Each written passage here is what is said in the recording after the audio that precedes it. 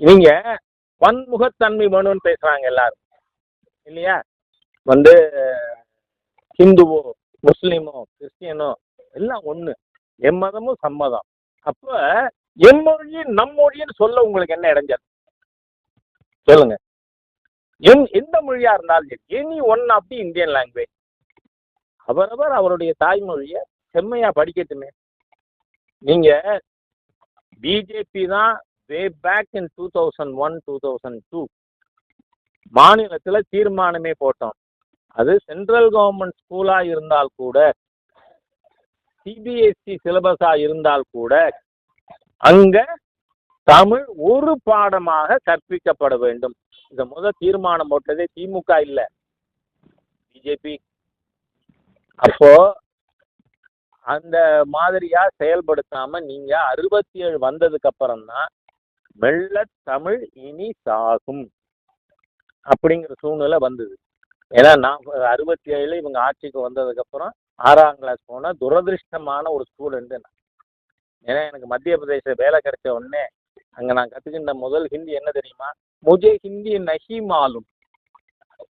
ஏன்னா எல்லாரும் வர்ற நண்பர்கள் என்ன நம்ம ஹிந்தியை கூப்பிடுவாங்க, பேசுவாங்க, நமக்கு புரியாது, என்ன ரியாக்ட் பண்றது, அதனால அவரை நிறுத்தணும். அதுக்காக முதல் கத்துன்றது முஜே ஹிந்தி நஹி மாலும்னு.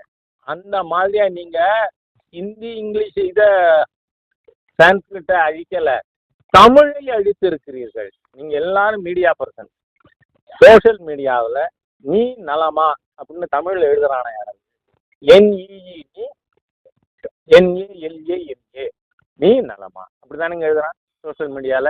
பாத்தீங்களா? ஈவேரா பக்தர்கள் ஈவேராவின் சிந்தனையை தமிழகத்திலே செயல்படுத்தி விட்டார்கள். சனியன் தமிழ படிக்காதே, தமிழ் காட்டுமிராண்டி மொழி அப்படின்னு இந்த திராவிடியன் ஸ்டாக் ஆட்சி தமிழை அடித்த துரோகிகள், தமிழ் இன விரோதிகள், தமிழ் மொழியின் எதிரிகள்ங்கிறேன். அதனால நாங்க என்ன மிஸ்டர், நாங்க நிதியெல்லாம் நிறுத்தல, அந்த PMSRIக்கு மட்டும் நீங்க ஜாயின் பண்ணல, அதனால இன்னும் கொடுக்கல. ஓகே, நன்றி.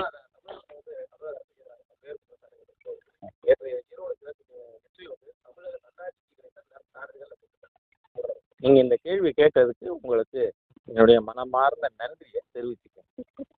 ஏன்னா 2010 2009 இந்த ஓட்டுக்கு காசு கொடுக்கறதுக்கே ஃபார்முலா உருவாக்கினது நீங்க தான்.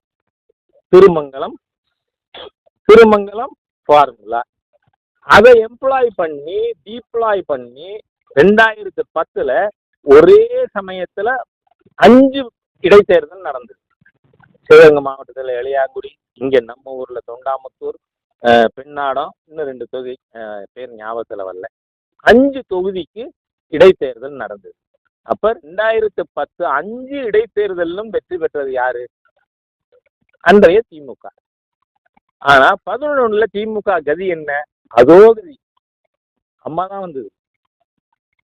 அதனால இந்த இடைத்தேர்தல் வெற்றி ஜஸ்ட் பயிர். இந்த தேர்தல் வெற்றியின் மூலமா அரசாங்கத்தோடலாம் இல்லை, மக்களை பட்டியல அடைச்சு ஓட்டுக்கு காசு கொடுத்தா சீட்டு ஜெயிக்கும். ஆனா 5 சீட்டு ஜெயிச்சாலும் ஆட்சியே இழக்குங்கிறது 11 பார்த்துருக்கோம். அதனால 26 இந்த ஆட்சி வீட்டுக்கு போவது என்பதை எந்த சக்தியாலும் தடுக்க முடியாது. எது நல்ல ஆட்சியா இருந்தா நான் இஷ்யூ பண்ணிருப்பேன். அவங்களே